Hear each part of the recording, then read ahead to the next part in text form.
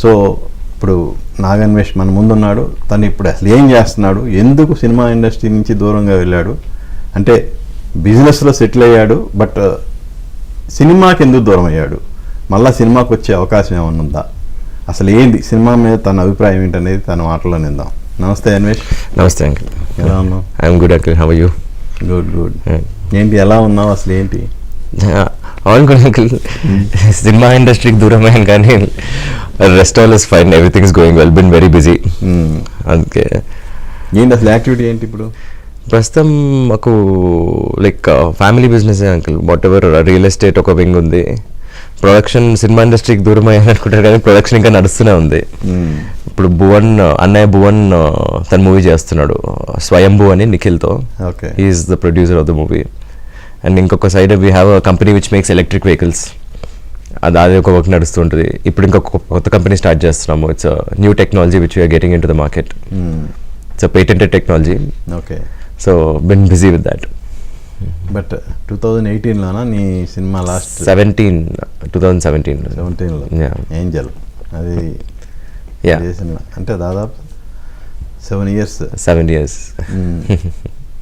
ఏంటి ఎందుకు ఒక్కసారిగా సినిమా మీద అలిగావా? అలగడం ఆఫ్టర్ ఏంజల్ 2 మూవీస్ సైన్ చేశాను యాక్చువల్లీ. దాని తర్వాత ఒక పర్సనల్ రీజన్ వల్ల I had to take year and half break. దాని తర్వాత ఇయర్ అండ్ హాఫ్ బ్రేక్ తీసుకున్న తర్వాత let's get back in to it అనుకున్నాను. దాని తర్వాత బ్రేక్ తీసుకున్న తర్వాత మళ్ళీ కోవిడ్ వచ్చింది. నేను ఈ మధ్యలో ఐ స్టార్టెడ్ ఒక మైనింగ్ కంపెనీతో మనీ ఇన్వెస్ట్ చేశాను. అండ్ ఈ ఎలక్ట్రిక్ వెహికల్ కంపెనీ ఒకటి స్టార్ట్ చేశాము. థింగ్స్ ఒకసారి మెల్లగా అట్లా అన్ప్లాన్డ్గా డైవర్ట్ అయిపోయారు. అంటే సినిమా కంటే బిజినెస్ బెస్ట్ అనే ఇది వచ్చిందా? It's never comparison of cinema చేద్దాం బిజినెస్ చేద్దామని కదా, రెండూ చేద్దామన్న ఉద్దేశంతో స్టార్ట్ చేశాను. బట్ ప్రతిసారి okay, every time there is a milestone which will achieve, అదొకటి అచీవ్ చేసి మళ్ళీ విల్ గెట్ బ్యాక్, అట్లా స్లోగా డీవియేట్ అయిపోయారు. తర్వాత ఇప్పుడు పీపుల్ కీప్ ఆస్కింగ్, మొన్న కూడా ఎవరో అడిగారు ప్రొడ్యూసర్ ఫోన్ చేసే ఉద్దేశం ఉందా ఏంటి అది అని. ఇప్పుడు మళ్ళీ కొత్త కంపెనీ స్టార్ట్ చేస్తున్నాను. Again I'll get distracted with that again. ఇంకా ఇప్పుడు ఇది స్టార్ట్ చేసేది అయితే this technology has applications all over the world. So మెల్లమెల్లగా I have to keep expanding it into different cities and different countries. Good. అవును, ఏం personal reason వల్ల అన్నావు, ఏంటి లవ్ మ్యాటరా? No nothing as such, not love matter ఏం కాదు. నాకు ఒక చిన్న హెల్త్ ఇష్యూ వల్ల I had to take some break. Nothing serious, just కొన్ని రోజులు బ్రేక్ తీసుకొని మళ్ళీ బ్రేక్ తీసుకున్న తర్వాత I have to get back into shape. అదంతా it's different reason, nothing love related. అంతేనా? ఓకే, లవ్ మ్యాటర్ తర్వాత వస్తాను. ఓకే, ఎలా అసలు చైల్డ్ ఆర్టిస్ట్గా చిన్న ఏజ్లోనే చైల్డ్ ఆర్టిస్ట్గా ఇంట్లో ఇల్లాలు వంటింట్లో ప్రియురాలు ఆఫర్ వచ్చింది కదా, అది ఎలా? మీ నాన్నగారి ఇంటెన్షనా లేదంటే ఎలా? డాడీ కూడా ఇండస్ట్రీలో, he was a part of the industry కాబట్టి మేబీ అక్కడెక్కడైనా చూసి అట్లా ఏమైనా ఆఫర్ వచ్చిందేమో. కానీ ఈవీవి సత్యనారాయణ గారు he saw somewhere and he cost in me. కానీ నాకు అసలు ఆ టైంలో ఉద్దేశం లేదు, నాకు చాలా భయం. Actually I'm very shy person, I'm not a very out going person. Especially camera shy అదంతా ఉండేది. ఆయన చాలా కష్టపడి నాకు ఐస్ క్రీమ్ పిచ్చి యాక్టింగ్ చేయించారు ఆ టైంలో. అవునా? Slowly I got use to it. First వచ్చి ఇప్పుడు డాడీ వచ్చి నువ్వు సినిమాలో యాక్ట్ చేయాలన్నప్పుడు భయం వేసిందా ఎలా? అంటే డాడీ ఏజ్ కూడా చిన్న ఏజ్ కదా అప్పుడు నాకు అంత కాంప్రిహెండ్ చేసే ఐడియా కూడా లేదు. చిన్నప్పుడు ఓకే సినిమాల్లో యాక్ట్ చేయమంటున్నారు, what is that role, what is that responsibility, అసలు ఏం ఐడియా లేదు. జస్ట్ నాకు I have fleeting memories now. Directly నాకు one of the first memories I have, general first 4 years లైఫ్లో ఏం జరిగిందో గుర్తుండదు అంటారు. One of the first memory I have is on ఇంట్లో పిల్లల సెట్. సో దాని ముందు నాకు పెద్దగా గుర్తులేదు. సో ఓకే, ఇప్పుడు ఆ సీన్స్ వెంకటేష్ కాంబినేషన్లో యాక్ట్ చేసినవి ఎన్ని గుర్తు యూట్యూబ్లో కానీ సినిమా ఈవెన్ ఛానల్స్లో కానీ సినిమా ప్లే అయ్యేటప్పుడు చూస్తే ఏమనిపిస్తుంది? So I think that movie has become చాలా పెద్ద పార్ట్ ఆఫ్ మై లైఫ్ అయిపోయింది. ఎవరుతో మాట్లాడినా కానీ ఆ మూవీ రెఫరెన్స్ వస్తుంది, లేకపోతే ఓహో నువ్వే నా పిల్లోడా అన్న టాపిక్ వస్తుంది. సో నాకు it's become a part of my life. ఎక్కడ చూసినా కానీ, and it's one of the most played movies. అవును. సో ఎక్కడ చూసినా కానీ it's become a part of my life. ఏంటి నీకు అందులో బాగా ఇప్పుడు ఆ సినిమా ఇప్పుడు చూసినప్పుడు నీకు నచ్చే అంశం ఏంటి అసలు అందులో? నచ్చే అంశం అంటే nothing related to me in the movie. అవును. అది మూవీ ఇన్ జనరల్ నాకు చాలా ఇష్టం ఆ movie. And since I have a very special connection to it, ఎన్నిసార్లు చూసినా కానీ I must have seen it some hundreds of times. ఎన్నిసార్లు చూసినా కానీ there is something which I connect to in that movie. నాకు పెద్దగా మెమరీ లేదు, very few things I remember when about me in the sets of ఇంట్లో ఎలా ఉంటారు పిల్లలు, but it's become essence of who I am. ఏ scene బాగా ఇష్టం నీకు అందులో? ఇప్పుడు సినిమా చూసిన తర్వాత, అంటే చిన్నప్పుడు అంటే నీకేమి జడ్జ్ చేయలేవు, ఓకే డైరెక్టర్ చెప్పింది వాళ్ళు సెట్లో వాళ్ళు చెప్పింది చేసుకుంటూ వెళ్ళావు, cinema block buster hit. So ఇప్పుడు చూసినప్పుడు నీకు బాగా నచ్చిన సీన్ ఏది? మేబీ అందరు కలిపి నాకు రుద్దేశారేమో కానీ మల్లెపూల సీన్ మాత్రం, అది నా మల్లెపూల బాబు అనేది బాగా ఫేమస్ అయిపోయింది కదా, తల్లో మల్లెపూలు ఎప్పుడు పెడతామని అడగడం. అవునవును. మేబీ నాకు చిన్నప్పటి నుంచి అది బాగా రుద్దారేమో కానీ that is the scene I connect to actually. అది నిజంగా నాకు నచ్చి అట్లా ఫేవరెట్ సీన్ అయిందా, లేకపోతే అందరు నన్ను అడిగి అట్లా అయిందో తెలియదు కానీ that is one of my favourite scenes. Venkatesh గారిని కలుపుతుంటావు, తర్వాత ఎప్పుడైనా కలిసా? కలిసాను, మల్టిపుల్ టైమ్స్ కలిసాను. మా మధ్యలో మాన్యంపులి అని ఒక మూవీ కూడా రిలీజ్ చేసాము, అది కూడా వెంకటేష్ గారు అడిగి షో వేయించుకున్నారు, అప్పుడు కూడా కలిసాను. Because we are all part of the same industry, so whether I'm acting or not మా ప్రొడక్షన్ కూడా ఉంది కాబట్టి I keep interacting with a lot of people. Okay. అప్పుడు ఎవరు సెట్లో నీ కేర్ ట్రాకర్ ఎవరు అసలు? మమ్మీ వచ్చారు. మమ్మీ వచ్చారా? Okay okay. సో ఆ సినిమా అయిపోయింది, ఇంకా ఆ తర్వాత మళ్ళా సాహస్ బాలుడు చిత్రకోతి చేసావు. ఆ సినిమాలో సౌందర్య గారితో కలిసి యాక్ట్ చేసావు యాక్చువల్గా ఇంట్లో. సో ఆవిడ మనకి దూరం అయినప్పుడు అప్పుడు కొంచెం మెచ్యూరిటీ వచ్చి ఉంటుంది, కానీ ఏమనిపించింది? It's definitely very sad event, అన్ఎక్స్పెక్టెడ్గా అవ్వడము. అండ్ సెట్ పైన కూడా సౌందర్య గారు she is very sweet to me. And చిన్నప్పుడు ఆ కొట్టే సీన్లో కూడా బై మిస్టేక్ చేయి తాకితే వచ్చి she consoled me. She is my మమ్మీకి పెద్దగా తెలియదు, she used to just come sit on set and Soundarya garu వచ్చి షీ యూస్ టు ఎట్లా నేను చూసుకుంటాను పర్లేదు మీరేం భయపడకండి వీఆర్ ఆల్ దేర్ అని ధైర్యం చెప్పడము. In general very nice human being. ఎక్కువ పర్సనల్గా చాలామంది తెలియకపోవచ్చు కానీ she is a very soft human being. Definitely a very sad incident. Okay. ఆ సినిమాలో మీ తాత కోట గారు, కోట గారితో అనుబంధం ఎలా? Kota Srinivasa Rao garu I think out of the 3 main members, 4 main members, Kota Srinivasa Rao గారితో I think lost connection pretty soon. ఆయనతో పెద్ద ఇంటరాక్షన్ లేదు after this thing. I think TSR TV9 అవార్డ్స్లో ఎప్పుడు వెళ్ళినప్పుడు అప్పుడు కలిసినట్టున్నాను. TSR TV9 one of the అవార్డ్స్కి వెళ్ళినప్పుడు ఐ మెట్ హిమ్ అండ్ పక్కన నేను కూర్చొని ఇంట్రడ్యూస్ చేశాను, మీ మనవడండి గుర్తుపట్టారా అని. చాలా రోజుల తర్వాత that's one time I spent a lot of time with him. చాలా రోజుల తర్వాత ఆయనతో అప్పుడే మళ్ళీ టైం స్పెండ్ చేశాను. ఓకే. నెక్స్ట్ ఆ సినిమా తర్వాత సాహస్ బాలుడు చిత్రకోతి, అప్పుడు కొంచెం మెచ్యూరిటీ వచ్చింది. సో ఫోర్త్ క్లాస్లో ఉన్నప్పుడు 4 years ఉన్నప్పుడు ఇది చేశాను, 4th class అప్పుడు ఇది చేశాను. అంటే 4 years గ్యాప్. 4 years ఏనా? అంతే కదా. Okay I guess. Okay. So అందులో 2 విషయాలు, ఒకటి లేడీ సూపర్ స్టార్ విజయశాంతి గారితో కలిసి యాక్ట్ చేయటం, ఇంకోటి కోతితో కలిసి యాక్ట్ చేయటం. సో ఏంటి ఆ ఎక్స్పీరియన్స్ ఎలా అనిపించింది? అంటే ఈ ఏజ్ వచ్చేసరికి నాకు కొంచెం ఐ రియలైజ్డ్ ఈ కెమెరా ముందు కూర్చొని ఇది చేస్తే ఈ వరల్డ్ మొత్తం చూస్తుంది. I understood the intensity of the situation. చిన్నప్పుడు నాకు పెద్దగా తెలియదు, ఓకే వీళ్ళు ఏదో చేయమంటున్నారు చేసేసాం అయిపోయింది.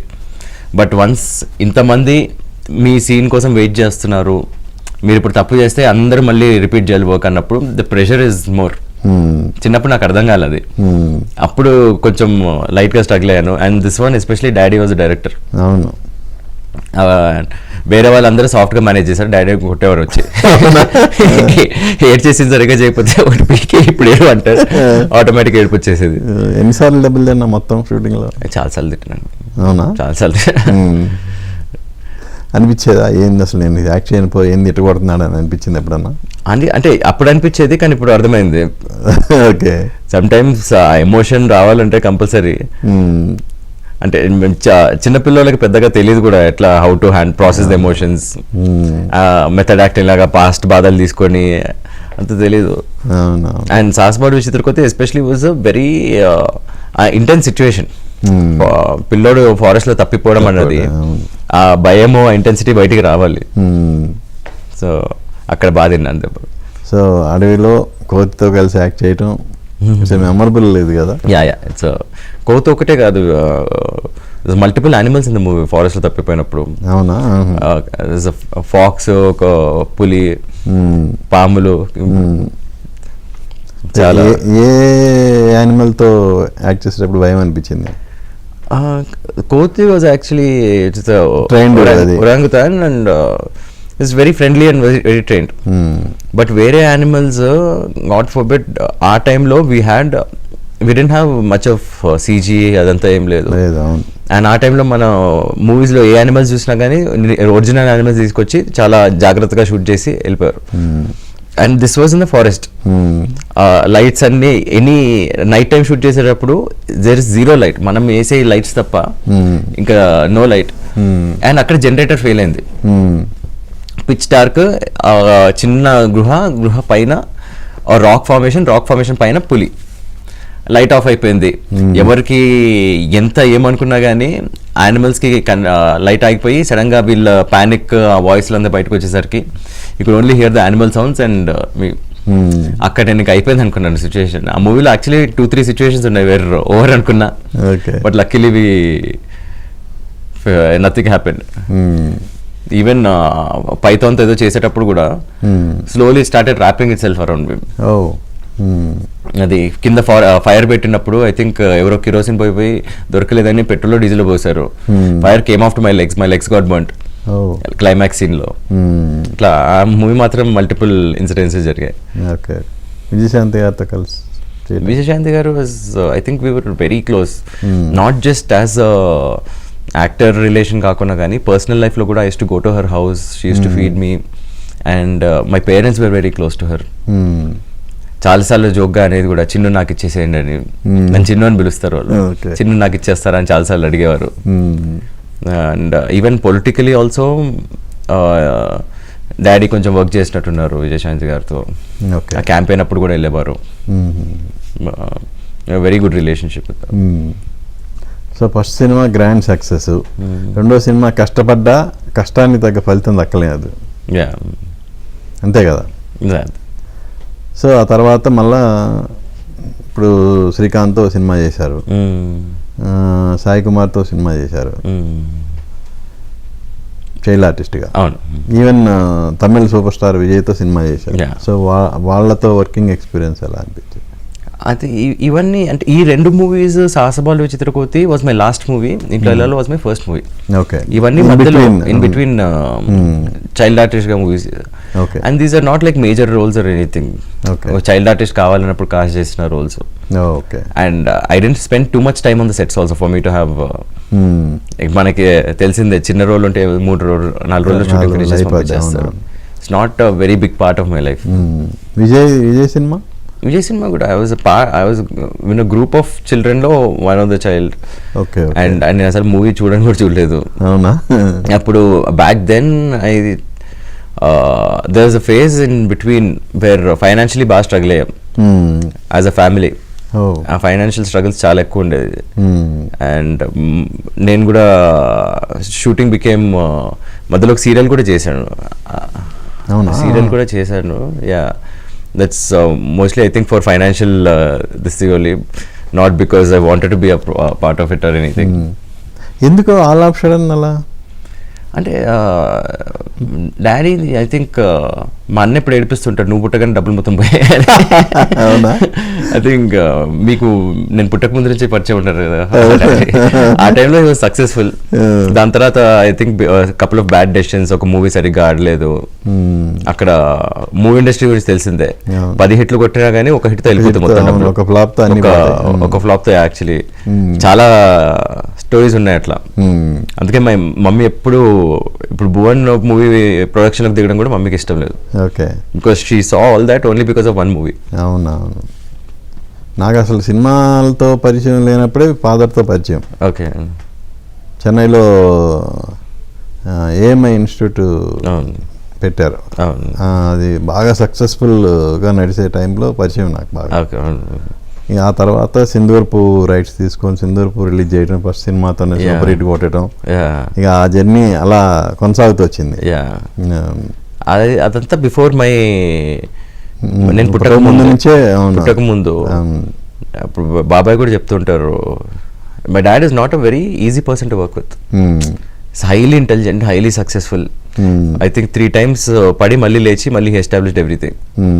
ఇప్పుడు మధ్యలో ఎప్పుడో బాబాయ్తో మధుబాబాయ్ ఠాగూర్ బాబాయ్తో వచ్చేటప్పుడు, ఎందుకు బాబాయ్ ఎట్టా ఎవరి మాట వినరా అంటే, అరే మీ నాన్న నీ ఏజ్ ఎంత అని అడిగారు. నాకు అప్పుడు 25 or 26. 26, 6 years ఉంది. నువ్వు మీ నాన్న 21 ఉన్నప్పుడు he was a very successful guy. 21-22 ఏజ్లోనే he was a very successful గై.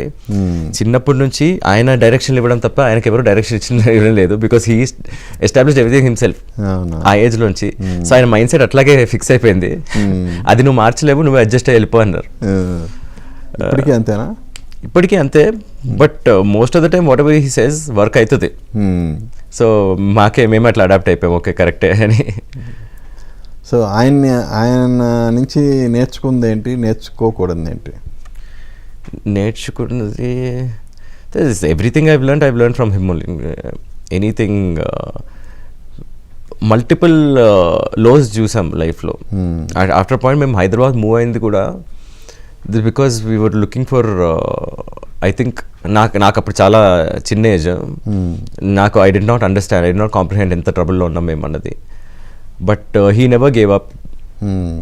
ఒకటి, whenever man is driven enough, ఏదో ఒకటి చేస్తాడు అని, కంపల్సరీ ఏదో ఒకటి చేస్తారన్నది, there is nothing is the end అన్నది ఒకటి నేర్చుకున్నాను.